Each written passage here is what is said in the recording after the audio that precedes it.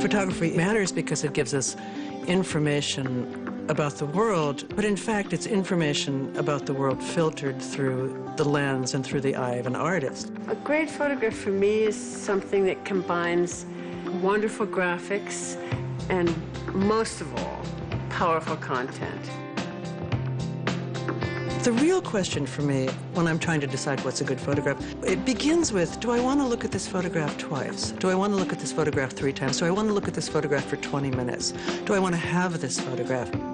Photography is the mirror, in a sense, both yourself and, if you tilt it slightly, you know, the world around you. One of the reasons I've always been drawn to photography is because it's so accessible. Everyone knows how to read a picture. It's part of the currency of our culture. People are always arguing whether it's art or whether it's not art. Today, photography is taken much more seriously than it ever was. People use cameras for all kinds of different reasons. There's portrait photography, industrial photography. There's documentary photography, celebrity photography. Medical photography, there's fashion photography. There are people who photograph every meal they have. There are people who photograph every pet they've had. Travel photography, there's sports photography. Street photography, posed photography. Photography made to further photography. There can be so much in a photograph other than just a snapshot. There's a life in it. There's all kinds of moods. Photographs and cameras are tools, and depending on who's holding the cameras and what they're doing with them, that's what art's about.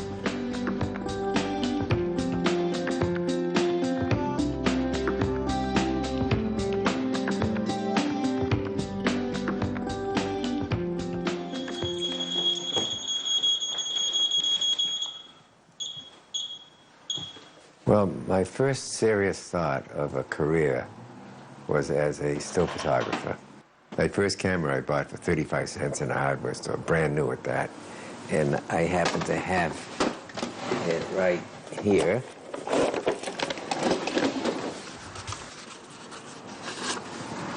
Not very big, as you can see. Just hold it up like this, and it has a shutter, and go like this. Click, click. I took this photograph of my brother. I must have been about 10 or so, and he was maybe 5 or 6. And now that my brother is gone 20 years, I look at that photograph. He's asleep somewhere.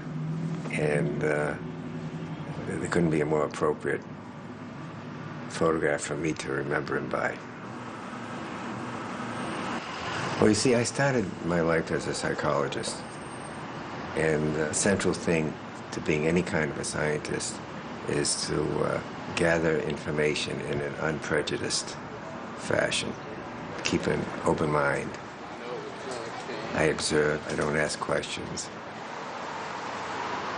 Half price, less than half price. I don't exercise any control over what I'm filming. And so that carried over to my work as a photographer.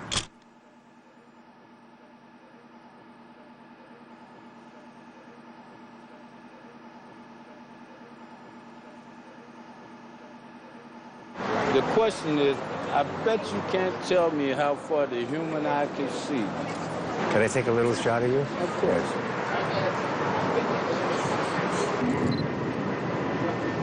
Okay. Yeah. What's your name? My name is James Jones. My name is Albert Maisels. Pleased to meet you, Al. Yeah. My buddy, you got me walking? Yeah, I gotta get you walking. Gotta get me walking. Some of my best moments in movie making are when there's nothing happening. Maybe something's going on in the person's mind, but there's no movement and there's no sound. Those moments can be the most powerful in a whole film, which leads me to say the same of a still photograph. A still photograph is so powerful because there's no distraction from sound or movement, and you're with that photograph. Put it there, buddy. How are you? Good. Comment ça va? Comment allez-vous? Ça va bien. Tu vas bien? Tu parles français? Ah, un peu. Un peu? Oui. It was Robert Capa, I think, that said, in advising a young photographer, get close, get close.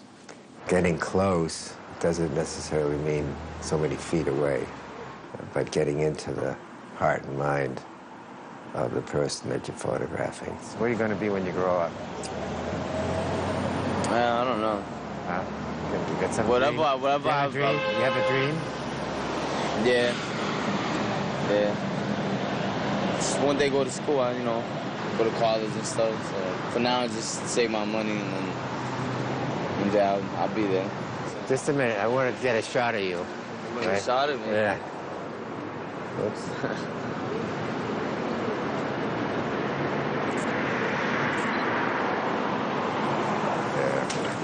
Put it there, buddy. God bless Great, you, son. great. You see how easy it is to talk to people. But how are you? Good, how are I've you? been living in this neighborhood for the last 15 years. Yeah, I just moved here. You did? Yeah, You're gonna like it here. I love it. You're a That's clown. nice. That's nice. You're a clown. Well, there's no way you're gonna be able to pass by me without a hello from now on, right? Put it there. Oh, beautiful. This is one of my first photographs in Russia at the airport. People sleeping on their luggage as they're waiting for the plane. It's nice the way this little figure here completes the composition. So much more interesting than if I just cut it off here. There's a guy sleeping on the edge.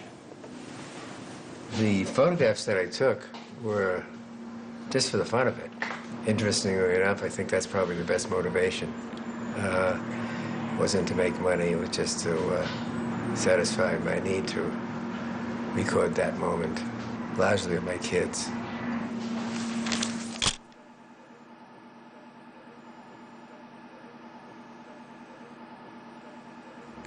And of all the photographs I've ever taken, I think that if I had to select only one, it would be this one. It's so mysterious, such a magic moment. It's a perfect example of what can happen when you just let things happen. Totally by chance, the light was just right. The background kind of steamy.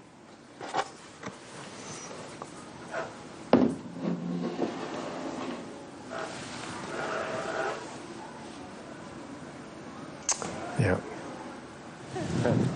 Hi. What's your name? What's your name? What's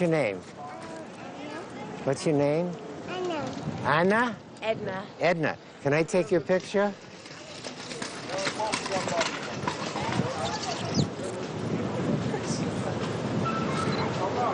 Ah, beautiful. Ask him what his name is. Ask me my name. What's his name? I can tell you. It's Al. Al, can you say Al? Al. Hi. Bye-bye. Bye. Take care. See this one? Look at this one. I'm very happy with what we got.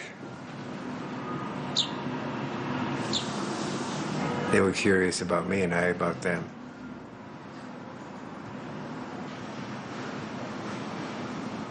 You look at them and they look back at you, so to speak.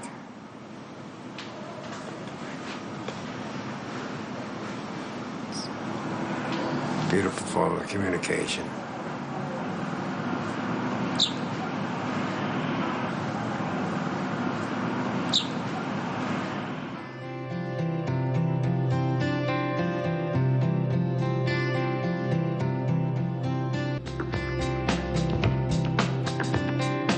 It's when you're picking the camera up and putting it down that they see that face of yours. You're seeing each other eye to eye.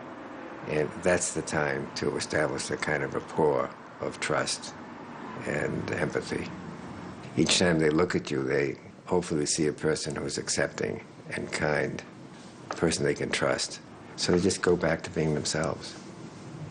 One mistake is to be so obsessed with the technique as to miss the human factor.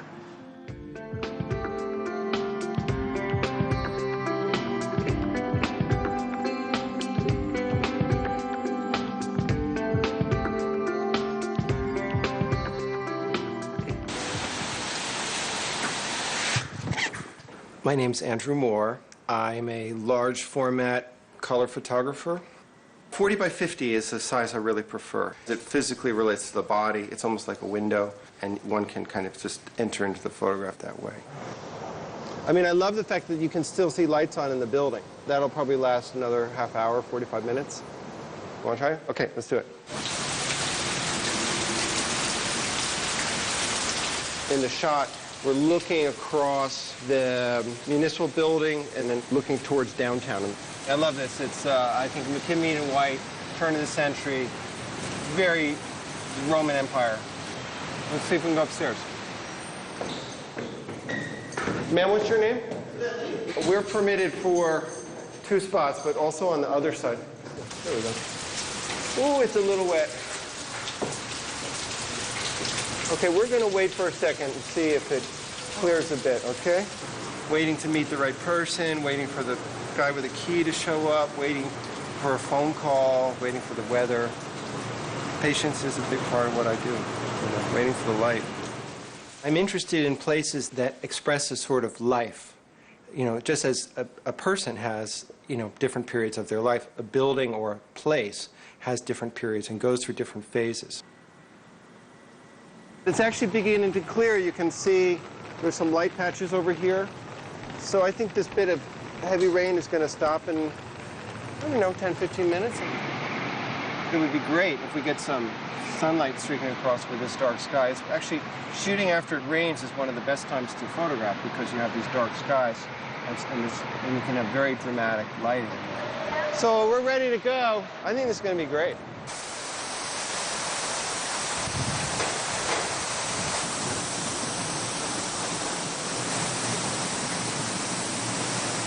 Okay, so this was sort of the view I had in mind. Where's Miles? They got lost. This should work okay.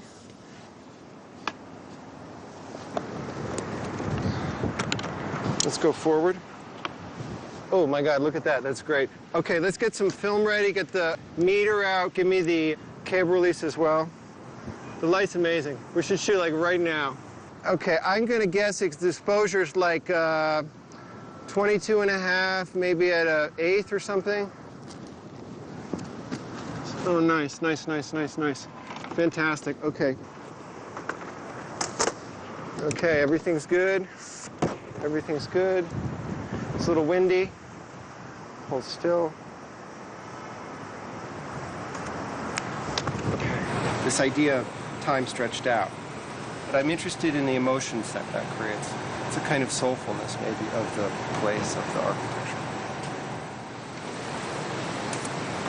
This was one of my favorite places in all of Cuba, in all of Havana, really, to shoot. This is the Campo Amor Theater. What you see here is just the process of neglect and apathy. It's not as though there was a fire or anyone vandalized the space. It just slowly fell apart. But what I liked about it was that the fact that the roof had kind of opened up and what had been an architectural theater had become a kind of work of sculpture, in a sense. The architecture was sort of freed, in a way, once it became a ruin, that it was still in use. So here you can see bicycle cabs and motorcycles, so it's a garage for these things. And then up on this balcony level, there are people living, and you can see laundry up here. So the whole building, it's a ruin, but it's still in use. So I'm looking for places that have this kind of intense historical moment where all these things are happening at the same time. This is Palace Square in St. Petersburg, site of the Bolshevik coup in 1917. You know, this large scheme and this small character. The viewer actually becomes that person.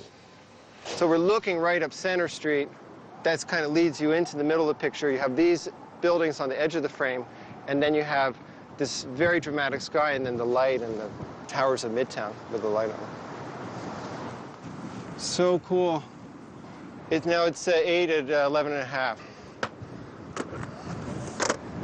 We're losing it. We're losing it.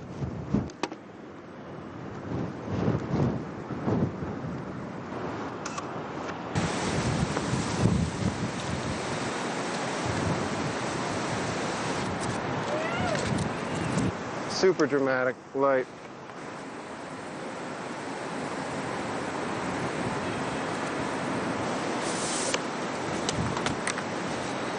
Done. This is what it's all about. Just being in a great spot and then letting the light happen and then just being spontaneous and responsive to that. I'm not saying that's as good as it gets, but that was pretty amazing.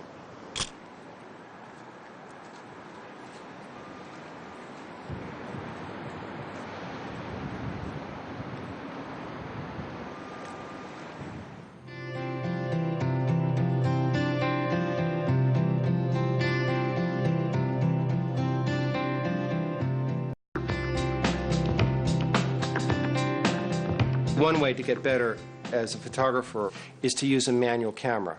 Because if you use a manual camera, you can understand the relationship between, let's say, the f-stop and the shutter speed. You'll never be able to understand those basic relationships by using an automatic camera. But ultimately, the camera is the least important part of taking the picture. It's really what's in your head. Part of being a professional is for your mind to be prepared for when the moment strikes.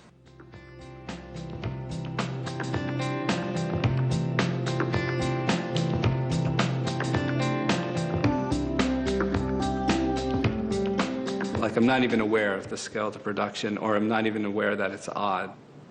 I'm not particularly comfortable with holding a camera. I never hold the cameras. This is how I make pictures. In a way, it's the only way I know how to make a picture. Like a film, I use a lot of production, a lot of lighting, a lot of set design. There's two quite contrasting ways that I work. One is on location, and then the other is on a soundstage. When we work on location, I will drive around looking through neighborhoods, location scouting in a sense. We start to put together a lighting plan, and then the location manager has to start, working with the city, and this starts a whole long process. It's a very different process when we work on soundstage because I'm not really responding to a location. I'll start working with my art director, and then we'll start making sketches and then architectural drawings, and then we'll start building the sets, and then we'll have like 5 weeks on a soundstage, and we usually will make 5 or 6 pictures. A huge shifting point was when I first met my director of photography, Rick Sands. He opened up for me an enormous possibility in terms of how to choreograph light in a way that I don't think any other photographer does. It's finding meaning through light. I'm always interested in tensions. A primary one is that collision between the familiar and the strange. I think that exists in all of my pictures, an unexpected sense of mystery or strangeness or beauty. My interest in that tension comes out of a very particular place, and that's the fact that my father was a psychoanalyst. When I was young, his office was in the basement of our house. I had all these early memories of attempting to try to hear what was going on under the surface underneath our living room. And I think that, in retrospect, is a great metaphor for what I do now. This picture was part of a production that we did over 5 weeks of winter. We worked in cooperation with the town and had an agreement that they would just shut down the entire main street of Pittsfield and just let the snow gather. This is snow we can never duplicate, this is the real deal. So far we think we got 4 inches. We have 1 hour. The picture's residing on this thing that almost doesn't exist, like this moment in between moments. The first thing I had to think of is what would be the title of a movie that I would want on the marquee. I settled finally on Brief Encounter, and then a single car rounding a snowy street, and then the tracks of the car appearing behind it.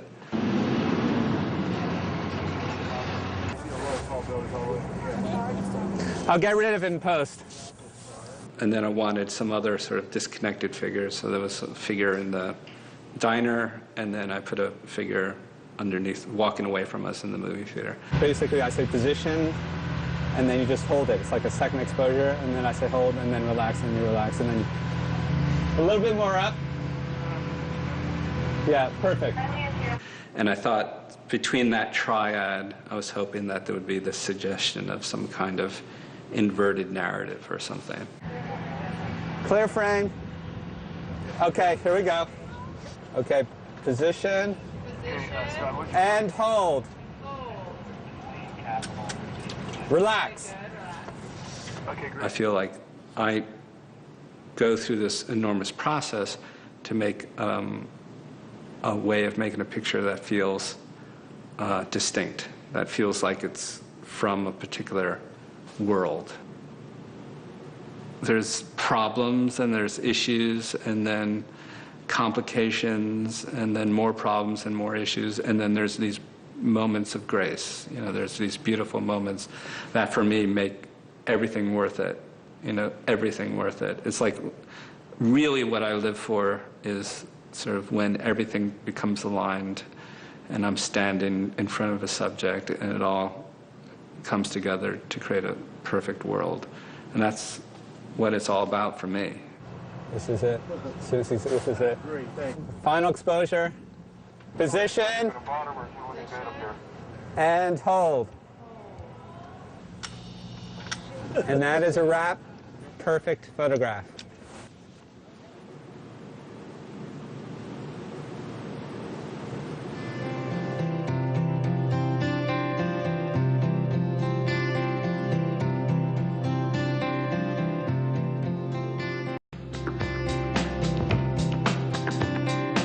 Every artist has like a single story to tell.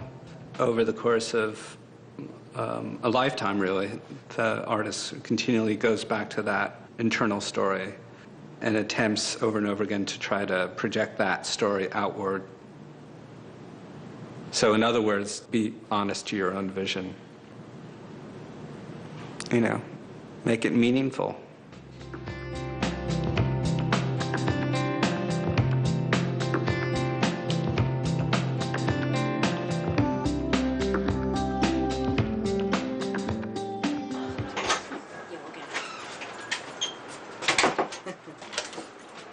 Now, you should stand just the way you were before. Sure. No, you were on the other side. Oh, okay. But don't look over there. Look at me. Just the way you stood when you came. It was like an American Gothic. I had a camera, an Agfa box camera that my father gave me when we were in Austria.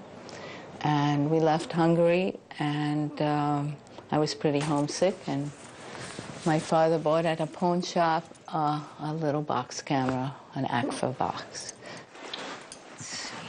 I took it with me on a ski trip. Pretty dark. And I took a picture. The first picture I remember as a picture is a black goat on the white snow. How long have you had that camera? I don't know. Long time. Well, you can tell a lot about a person when you take their picture.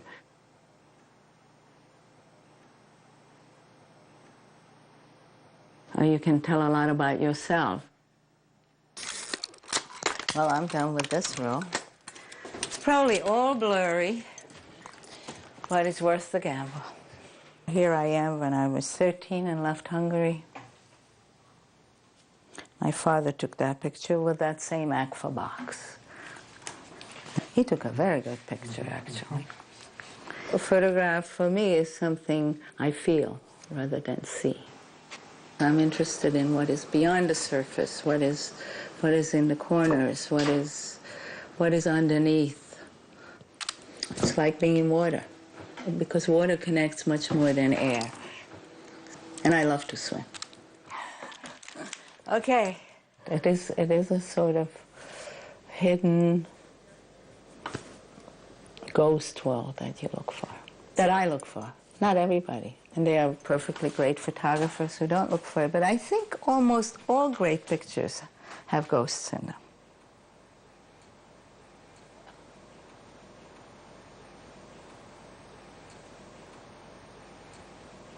When we left Hungary, I wasn't ready to leave, and it was after the Hungarian Revolution. And so I used to go back and visit after I could and take pictures. And this is my girlfriend, Lulu. And this is the room we played in when we were children. And you see the dove in the corner? And this is my mother in this room. Soon after my father died, I think it was. It's very hard to talk about these things. That's why I'm a photographer, so I don't have to talk about them. Now you can make all the plans you want, and the circumstances will be completely different. But I know what I would like to get if I could get it. It's that little piercing little person. She wanted to photograph me. So I said, yeah, great, I love it. And after all these years of living in one place, you could just pick up and do it again. That is amazing. You have to be careful, we have 2 cats. Hello, kitty. Sit down there. Sure. Get into that light. But try to get inside it. More into the sun. Where is that sun? How's that? There. Might be too much, but it's interesting. I'll come around. Wow. So here is Basquiat, which was taken for an assignment. This is Don King. The other photographers already had the spots in the front, so I walked around and happened to see that. And it's very often what's behind something that's more interesting. I'm not so much interested in photographing reality and a document of something. I'm more interested in finding a meaning, finding an essence. If you move your head just a tiny bit, there. I use a lot of cameras because every camera fits a certain situation, and each camera takes different pictures. And I often say that it's not the camera, it's you, but it is what kind of camera you're drawn to that matters. That's very different. Every time the light changes and you change and people come in the room, look in there. It's all different. Nice. So I can't decide which one I like. And just like I can't decide what I want to photograph. It could be anything.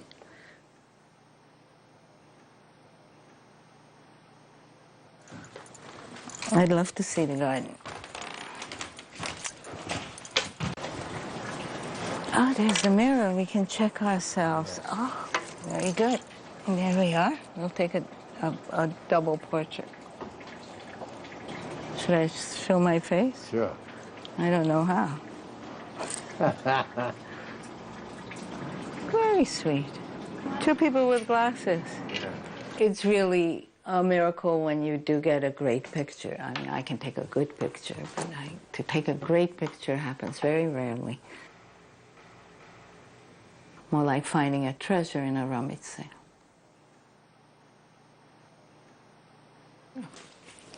And I like this because they look like people. They look like uppity people discussing that I don't know what they're discussing, whether I'm wearing the wrong shoes or not. They look very uppity. I think in general, all the pictures that I take or most photographers take have themselves in the picture. This is what I truly consider my self-portrait on a bad day. And this is the book I did, I guess, 1.5 2 years ago it came out. And it's called Self-Portrait with Cows Going Home. The title came from this picture, which, see, this is the picture. Here I am in the reflection. That's the self-portrait. And here are the cows going home. So that's what I mean about self-portrait with cows going home. Oh, and also the cows go home every night. And I was returning to Hungary after having been away for a long time. Here is a little thing I wrote about the cow. Here it is. At sundown, in small villages all over Eastern Europe, cows, their udders full, return home from the meadows. Their hoofs clip-clop on the pavement like voluminous women in heels. When they find a house they belong to, they move. What did you think? Oh, I was very happy. I was very happy with the light and happy with my subject. I always hope for the best, but you never know. Things can happen. I have a good feeling, though.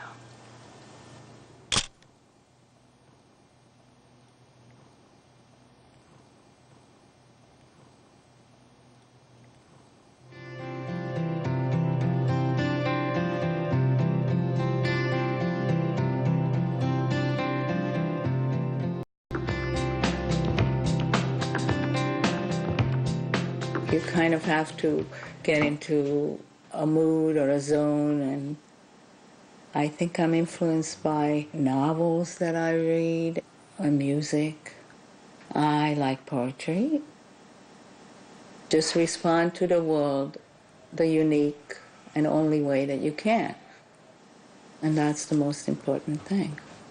If you are true to yourself, then you will have the kind of pictures that you will be happy with.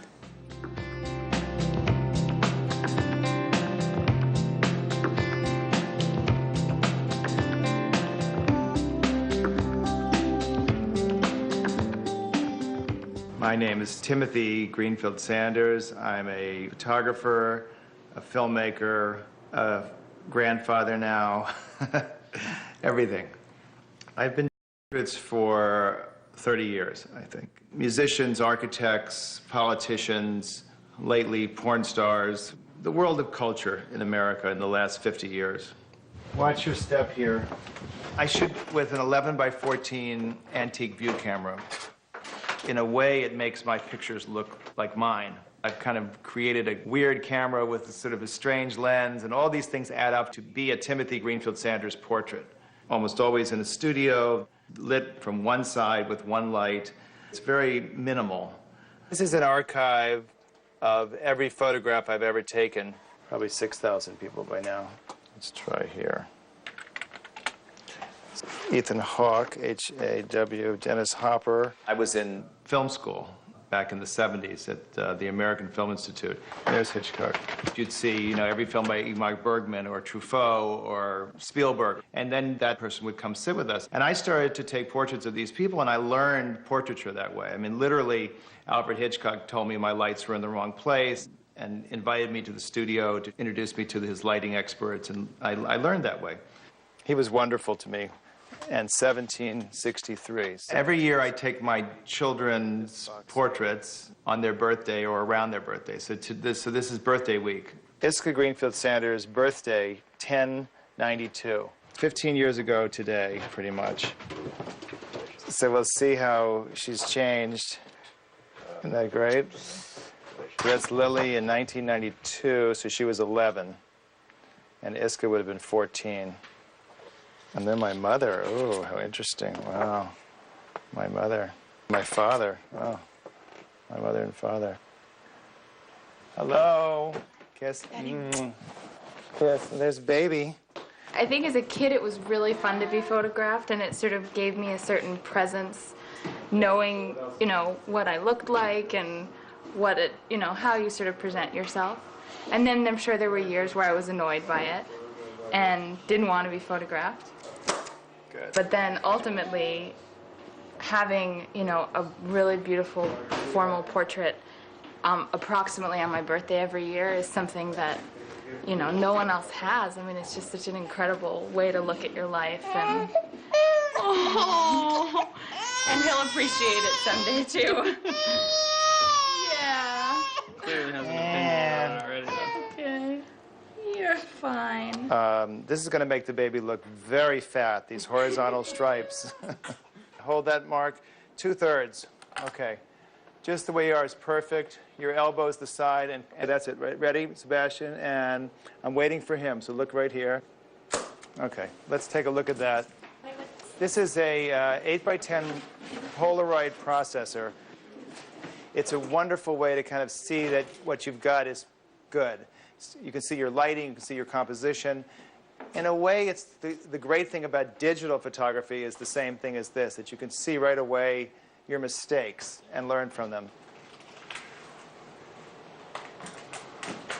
And then there we are. And you guys can come over here if you want. There's Hudson's first official portrait. I love it. I strive to bring out the best in people. I think some photographers try and bring out the worst in people because that's a particular look. That's, shocking. And I don't do that. I really am interested in people's dignity and in their kind of specialness. So in a way, I'm looking for that quality that you see in yourself when you really feel good about yourself. And that's the key to a great portraiture, I think. Well, that's great. That's wonderful. I love that one. That's great. Yeah. Well, here, he looks almost like Madonna and Child. It's celestial. It just, everything is really the way you'd want it. It's wonderful. You're good, Dad. I'm good. Yeah, I'm good. Karen, can you come down for your birthday portrait, please? What a great idea. Good. Here we go. Slightest little warmth, but not smiling. Ready? At the lens, everyone. Good. Look at that. That's actually fabulous. I think the baby looks better in the first one.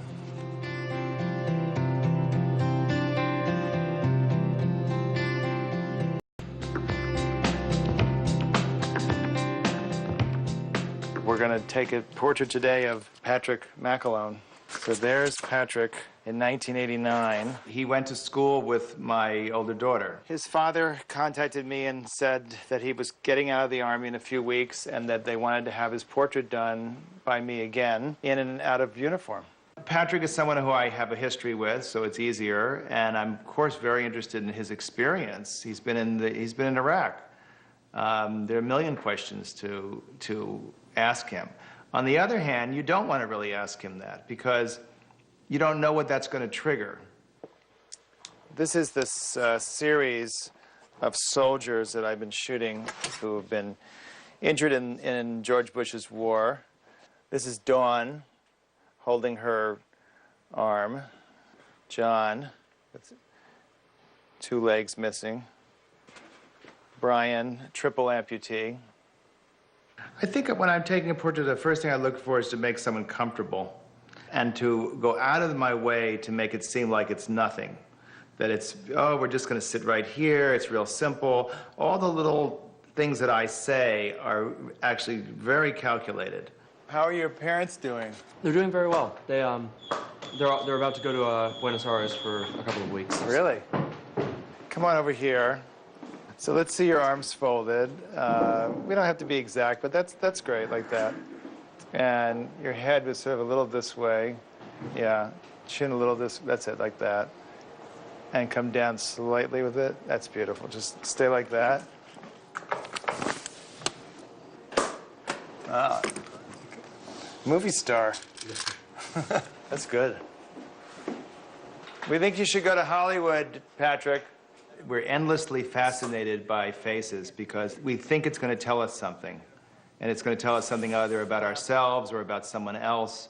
Really, we're interested in people. A little bit more space there. That's it. Tiniest bit of warmth there. Wonderful. Wow, that's great. You're done. You're done. That's fabulous. Thank you. Amazing. Wow. I think the hands are just wonderful there. Yeah. There are critics of my work who say, well, he takes the same picture over and over again. And I probably would agree that that's very likely true to some extent. But I think it's a very important picture to take. And in a way, if you look back years from now, you're going to look back at my pictures of the people who made a difference in the 50 years that I was shooting them. My pictures are the documentation, in a sense, of our world. And I hope that they're decent pictures. But in the end, everything's a document of another time. Is that too philosophical? When you look at the life of a photographer, it's kind of filled with moments like this where you're meeting interesting people all the time. So I'm very lucky that way. My days are fascinating.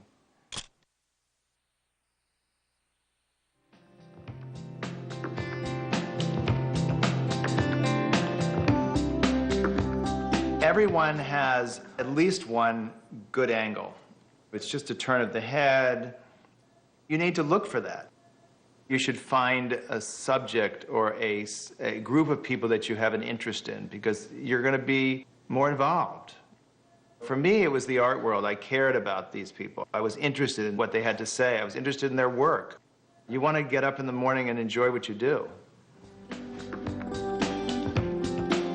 If you're a good photographer, the eye of the viewer becomes the eye of the photographer. Everyone knows what it's like to take a picture, and everybody knows what it's like to be the subject of a picture.